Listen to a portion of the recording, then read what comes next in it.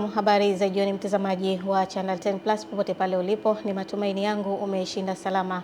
Nikukaribishe vyema kwenye habari ya kutwa nzima leo kwa habari mbalimbali. Jina langu ni Fatma Hassan, tuanze na hapa nyumbani.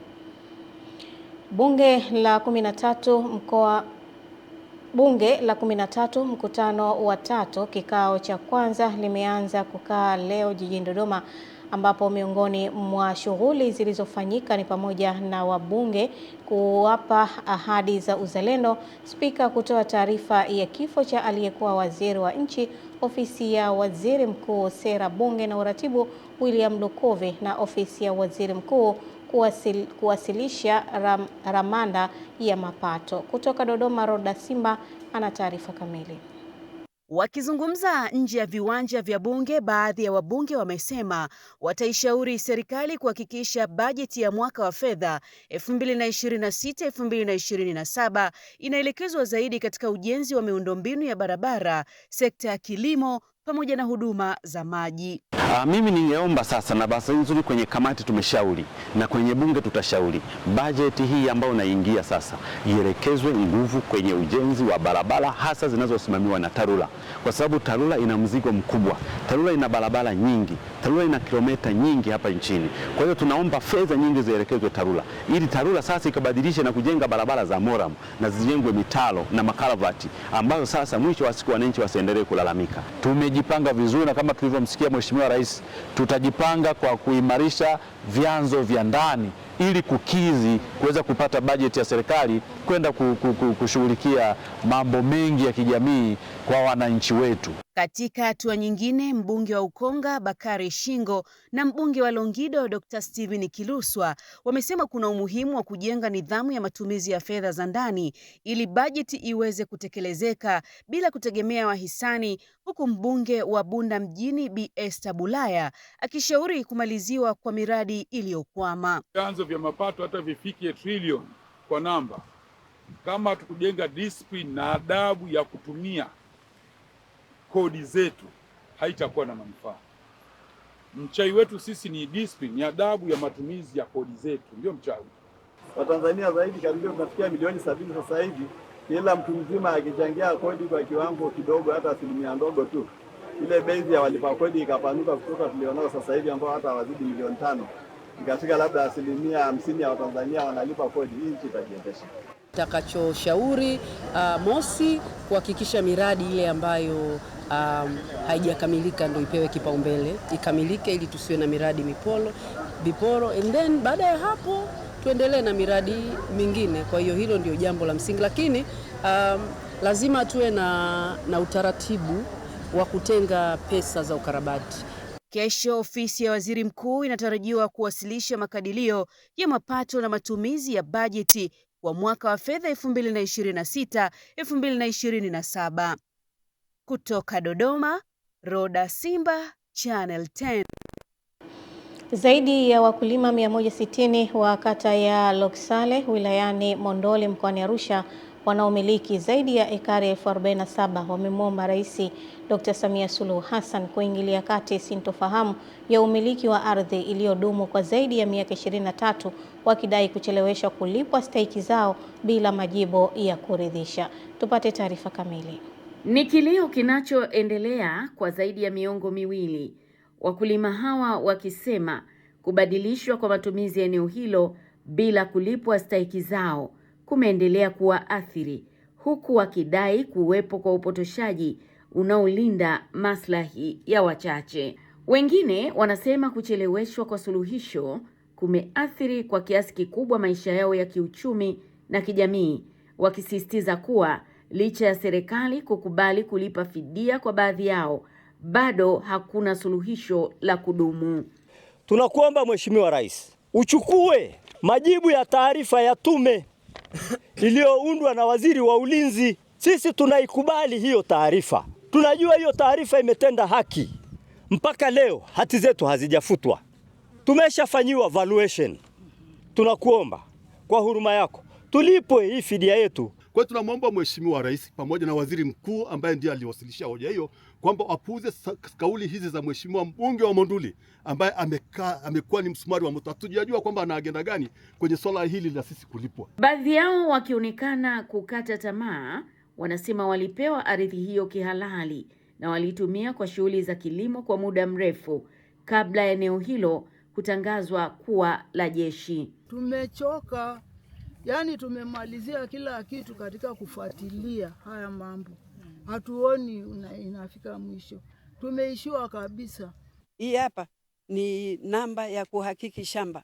Tuliambiwa tukahakiki mashamba. Jeshi wenyewe waliahidi kutulipa. Tukakubali. Tukaenda. Hii ni jeshi walitufanyia kuhakiki haya mashamba. Lakini baadaye nakuja kushangaa wanasema sisi ni uvamizi. Hata hivyo, mbunge wa Monduli Isaac Joseph Kopriano akizungumza kwa njia ya simu amesema ataendelea kusimamia makubaliano yaliyowekwa na viongozi waliotangulia kuhusu suala hilo. Eneo hilo lilitwaliwa miaka hiyo na Sokoine kuipa jeshi kwa ajili ya mazoezi na malisho ya mifugo. Mimi ninachojua nimehasisi kutoka kwa hayati Edward Moringe Sokoine, alilitoa hiyo eneo akaondoa. Wananchi hawa wameendelea kuwa katika hali ya kutokuwa na uhakika wa umiliki wa ardhi, wakisubiri hatua za mamlaka za juu kama kilio chao kitapata majibu. Kutoka Monduli mkoani Arusha, Jamila Omar, Channel 10.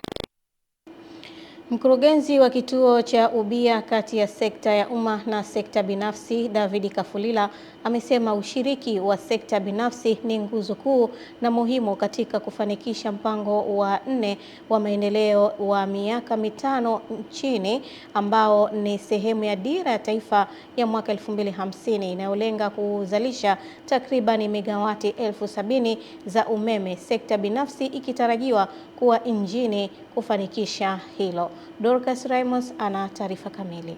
Kafulila amesema hayo katika kongamano la kitaifa kuhusu ubia PPP katika sekta ya nishati lililolenga kujadili nafasi ya sekta binafsi katika kuhakikisha upatikanaji wa nishati ya uhakika chini ya mpango wa 4 wa maendeleo, ambapo amesema utegemezi wa mikopo na mapato ya kodi pekee hautoshi kufikia lengo hilo. Hivyo ni muhimu serikali kuingia ubia na sekta binafsi ili kushiriki katika utekelezaji wa baadhi ya miradi ya nishati.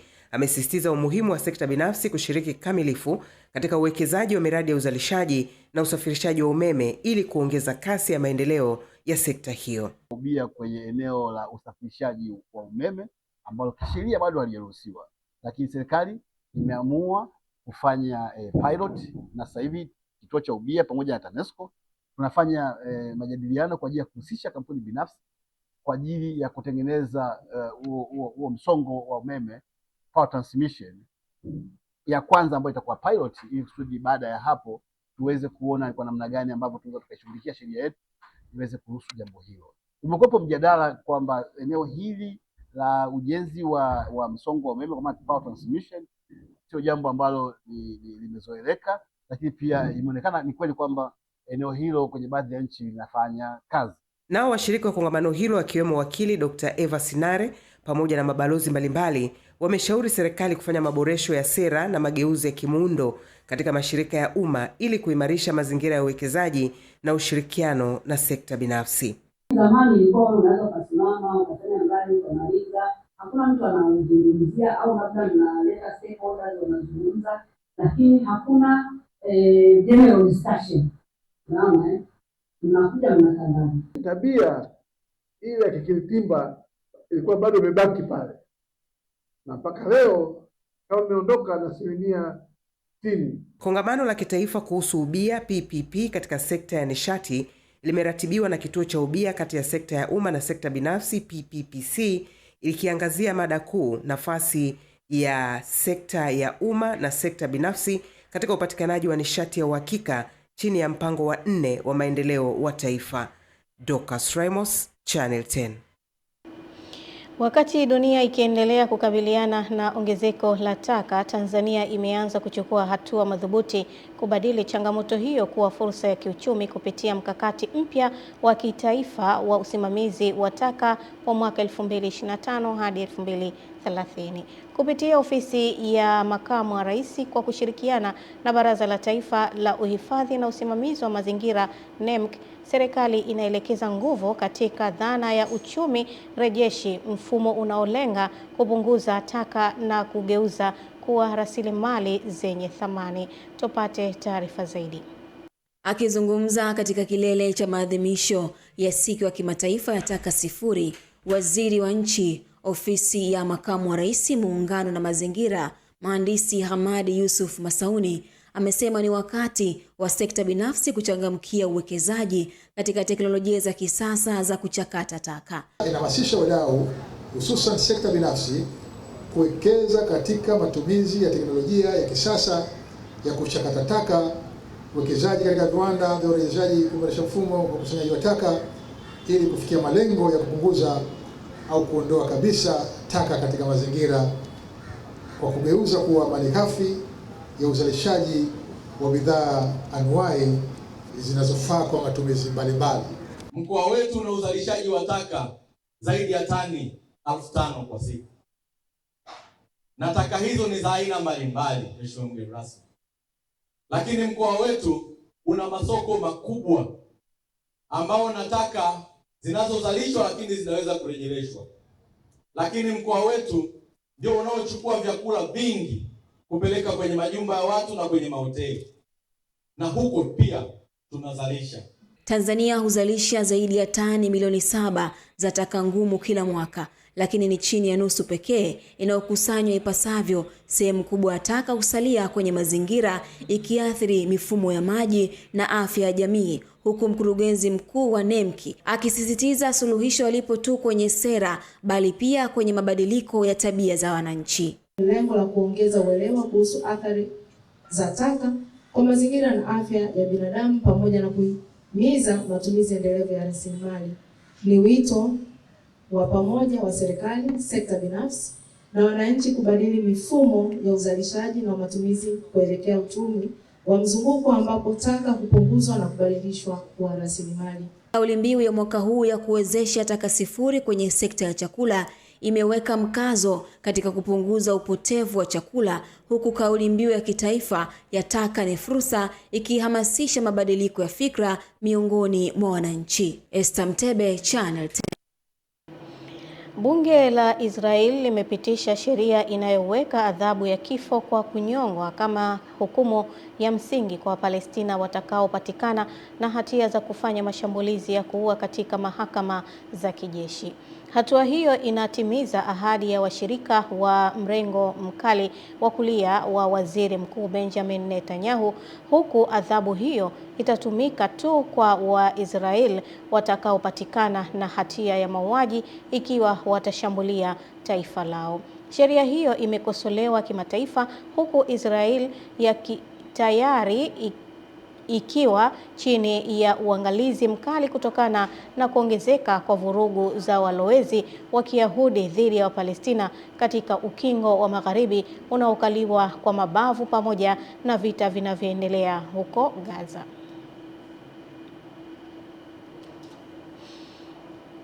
Hospitali ya Benjamin Mkapa imeitisha harambee ya kuchangia mfuko wa tiba za upandikizi uroto na figo katika vituo vyake vya Zanzibar na Dodoma ili wananchi wasio na uwezo waweze kupata huduma hiyo. Tupate taarifa zaidi.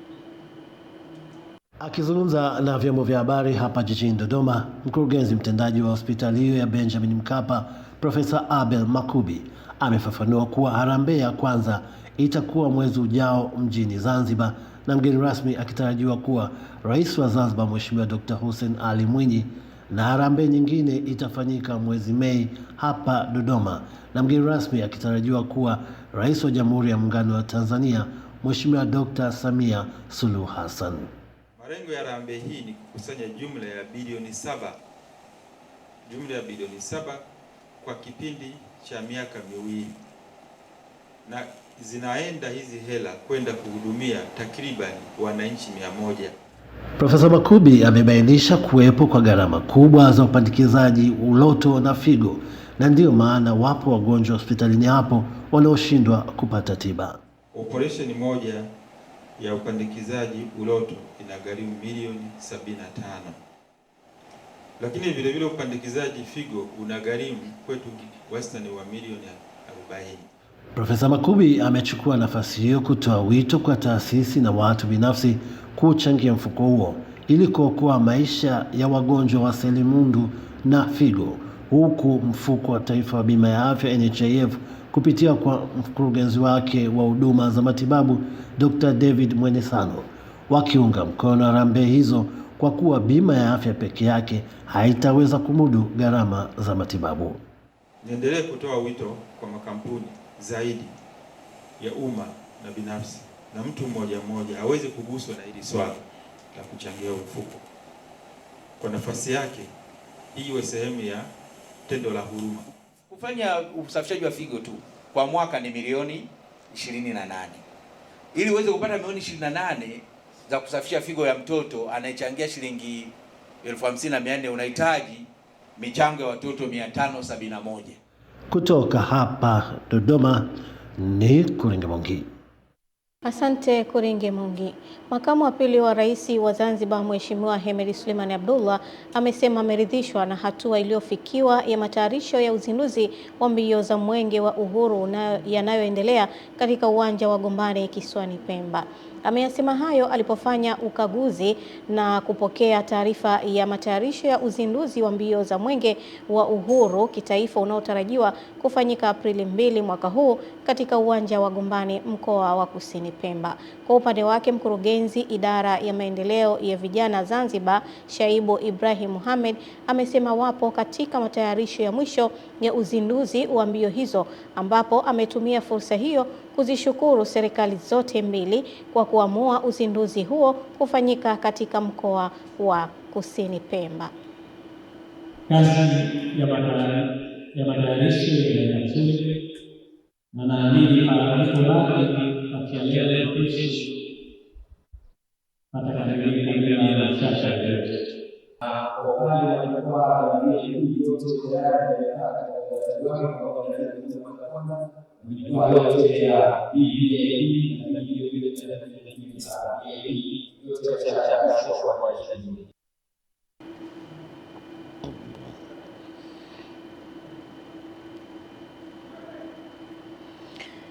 Serikali imetoa zaidi ya shilingi milioni 400 kwa ajili ya ujenzi wa madaraja mawili katika eneo linalounganisha kata ya Makoko na Buhare katika manispaa ya Musoma mkoani Mara, kufuatia eneo hilo kutopitika kwa urahisi nyakati za mvua, hali iliyokuwa inapelekea kukatika mawasiliano baina ya maeneo hayo. Musa Makali ana taarifa zaidi. Huu ni muonekano wa namna ambavyo wananchi walikuwa wakiteseka kupita katika eneo hili, hususan nyakati za mvua, na kilio cha wananchi ilikuwa ni daraja hili kupitika kwa urahisi na nyakati zote. Tunaomba serikali angalau kama makandarasi hawajapewa hela, wapewe pesa wamalizie hii daraja. Ama kweli, baada ya malalamiko ya muda mrefu, hatimaye serikali inakamilisha ujenzi wa daraja hili, na kongole wananchi wanazitoa kwa serikali yao. Changamoto kipindi cha nyuma hapa Zanzibar, kipindi ambacho mvua ilikuwa inanyesha, tulikuwa tunashindwa kupita, yani paka maji yapungue ndipo tupate pa kupita. Lakini kwa sasa hivi wamekuja kutujengea, sasa hivi tunaona tuna nafuu wa kupita. Hapa tunaishukuru sana serikali yetu ya Jamhuri ya Muungano wa Tanzania. Imetusaidia kwa nafasi kubwa sana. Usumbufu ulikuwa ni mkubwa sana, hususan kwa wale watembea kwa miguu pamoja na vyombo vya usafiri. Wakati wa mvua tulikuwa tunapata changamoto ya kupita hapa, kwa hiyo tunavukishwa. Lakini sasa hivi kuna wafadhali, tunapita juu, tunatembea kwa haraka, tunafika sehemu salama, tunafika sehemu husika wakati sahihi. Kama wasemavyo wahenga, baada ya dhiki ni faraja, na sasa katika eneo hili tunapitika na changamoto iliyokuwepo imebaki kuwa ni historia. Kwa mwaka 23-24 palikuwa hapapitiki. Wananchi wa kata ya Buhare na Makoko walikuwa wanapata shida sana wakati wa kupata huduma za kijamii, kwa maana ya wanafunzi na swala la afya kwa ujumla. Kwa hiyo baadaye serikali ikawa imetupatia fedha tukaweza tukajenga haya madaraja mawili ambayo yanaonekana hapa. Haya madaraja yamejengwa kwa gharama shilingi milioni 487. Mpaka sasa mradi huu upo kwenye asilimia 99. Aidha, naye meneja wa TARURA mkoa wa Mara mhandisi William Lamek, kufuatia mvua zinazoendelea kunyesha, rai anaitoa kwa watumiaji wa barabara hapa mkoani Mara kuhakikisha kwamba kuchukua tahadhari unapokuta labda kuna mto umejaa au kuna maji yamevuka darajani, ni kuchukua tahadhari na kutoa taarifa kwetu TARURA. Kutoka hapa katika eneo la Mgaranjabo hapa manispaa ya Musoma mkoani Mara, jina langu ni Musa Makali na hii ni Rais Volodymyr Zelensky wa Ukraine amesema nchi yake imefikia makubaliano ya kihistoria kati ya nchi yake na ya mataifa ya Ghuba, akizitaja Saudi Arabia, Umoja wa Falme za Kiarabu na Qatar. Akizungumza kwenye hotuba yake ya jioni ya jana Jumatatu, Zelensky amesema Ukraine pia itashirikiana na Kuwait pamoja na Jordan na tayari imepokea maombi kutoka Bahrain na Oman. Chini ya makubaliano hayo, Ukraine itakuwa inatuma mifumo ya ulinzi, utaalamu wa kijeshi na ufundi kwa mataifa hayo ya Ghuba, nayo itapewa ushirikiano kwenye masuala mengine ya kiusalama.